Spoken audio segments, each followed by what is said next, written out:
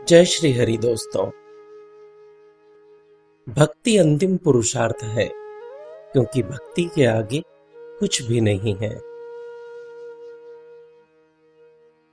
भक्ति के अलावा प्रभु को प्राप्त करने के लिए कुछ भी अनिवार्य नहीं।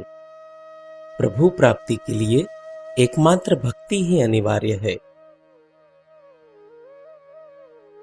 जीवन में जो भी कर्म करें उसे प्रभु के श्री कमल चरणों में अर्पण कर देना चाहिए।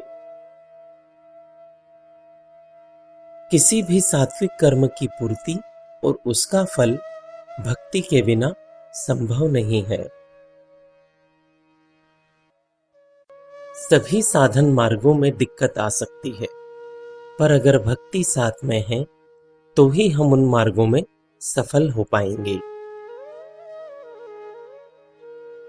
जो भक्ति करता है उसके भक्ति करने के निश्चय को प्रभु अपना बल प्रदान करते हैं। अहंकार जीव का अंतिम शत्रु है और उसे सभी शत्रुओं का सेनापति कहा जाता है। अहंकार से निवृत्त होने के लिए भी भक्ति अति आवश्यक है। केवल और केवल भक्ति ही हमें जीवन में कृतार्थ कर सकती है। भक्ति सबसे बड़ी और सबसे अनिवार्य साधन है। जीवन में भक्ति की महत्ता को हमें सदैव ध्यान में रखना चाहिए। भक्ति प्रभु तक पहुंचने के लिए अनिवार्य है। इस तथ्य को सदा ध्यान में रखना चाहिए। भक्ति का कोई भी विकल्प नहीं है, इसलिए भक्ति सबके लिए अनिवार्य साधन है।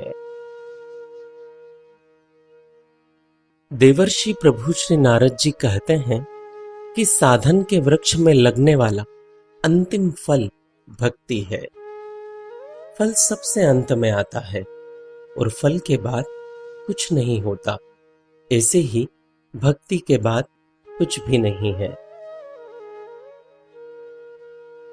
भक्ति हमारे मानव जीवन में जरूर साकार होनी ही चाहिए। जो भी करना है कर ले, पर अगर प्रभु को पाना है तो आखिर में भक्ति करनी ही पड़ेगी। यह परम सिद्धांत है। सगुण साकार प्रभु की भक्ति ही जीवन का सर्वोच्च लक्ष्य होना चाहिए। प्रभु सबके लिए समान है, इसलिए प्रभु समान रूप से सबके लिए उपलब्ध है।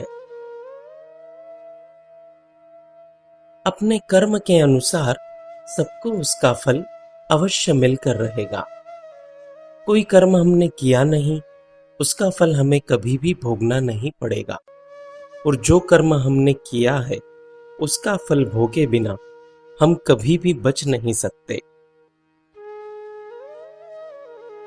कर्म करने का जीव को अधिकार है, पर उस कर्म का फल कब, कहां और कैसे मिलेगा, यह केवल प्रभु के ही नियंत्रण में है। प्रभु भक्तों के लिए पक्षपात करते हैं, ऐसा संतों का मत है, क्योंकि प्रभु भक्तों को उनके किए कर्म से भी ज्यादा फल देते हैं। अगर आप नित्य अपने मोबाइल पर भक्ति संबंधित विचारों को पढ़ना चाहते हैं तो स्क्रीन पर दिखाए जा रहे नंबर पर श्री हरि लिखकर हमें व्हाट्सएप कर दीजिए। जय श्री हरि।